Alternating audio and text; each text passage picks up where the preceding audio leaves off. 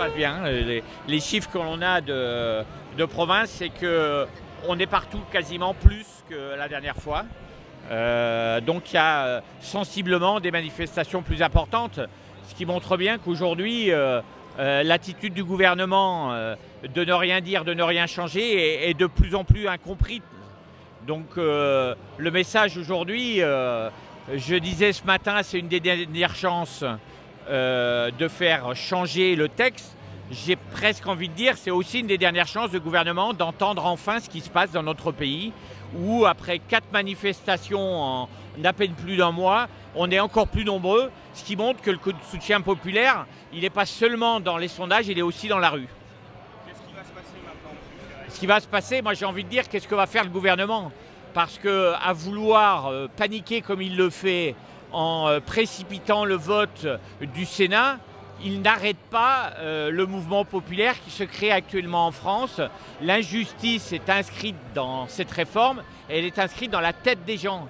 Donc le gouvernement maintenant, je dirais, a pratiquement les choses en main.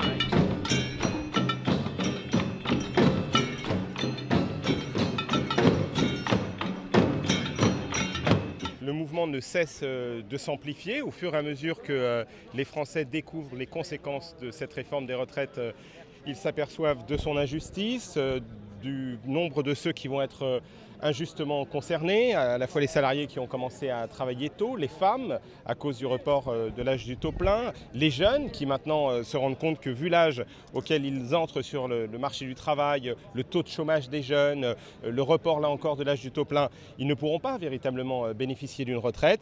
Si bien qu'aujourd'hui c'est l'immense majorité des Français qui soutient ce mouvement, qui connaît une ampleur considérable. Je crois qu'au regard des mobilisations de ce matin dans beaucoup de villes de province, du taux de grévistes, il y a incontestablement une amplification.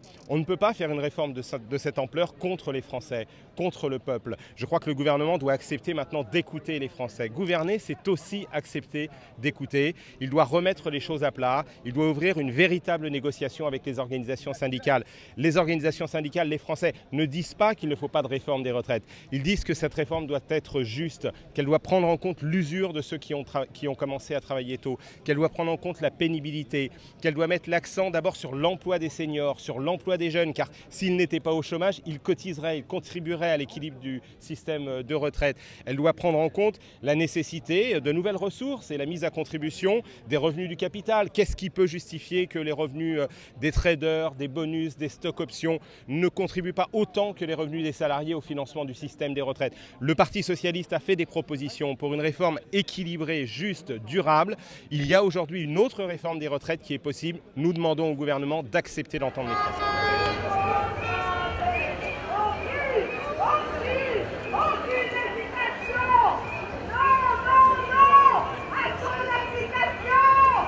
Vous pensez que tout est encore possible?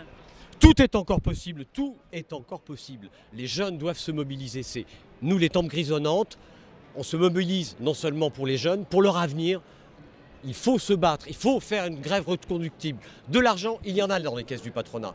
Tout simplement, il faut aller le chercher où il est. L'État aide les banques. Dans l'affaire Kerviel, la Société Générale n'a rien perdu. Il y avait une clause spécifique. La totalité de la somme a été remboursée par l'État. On ne l'a pas su, hier c'est sorti. 1,960 milliard d'euros ont été donnés à la Société Générale à cause de clauses bancaires, etc. par le contribuable. Donc de l'argent, il y en a. Et il faut que les jeunes se mobilisent, les vieux, les moins vieux, etc. Il faut que le pays se paralyse, il faut arrêter de consommer. Et c'est comme boycotter toute consommation. Et c'est comme ça qu'on gagnera. Alors justement, le gouvernement dit que faire appel aux jeunes, c'est vraiment une preuve de lâcheté. Que répondez-vous à ça? Une preuve de lâcheté, c'est le gouvernement qui est lâche. C'est le gouvernement qui n'explique pas aux jeunes, qui essaye de les brosser dans le sens du poil. C'est le gouvernement qui va enfoncer les jeunes, qui va enfoncer les jeunes dans un âge de plus en plus lointain.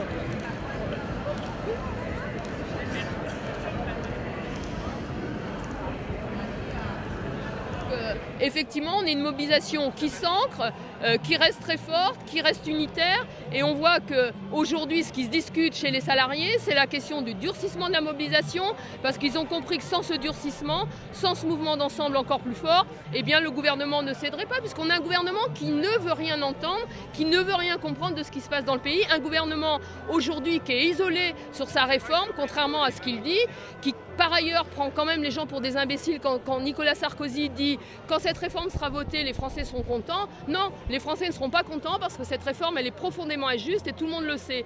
Donc je crois qu'il est temps que le gouvernement mesure qu'il prend un risque de crise sociale dans les jours qui viennent. Donc à lui de prendre ses responsabilités maintenant.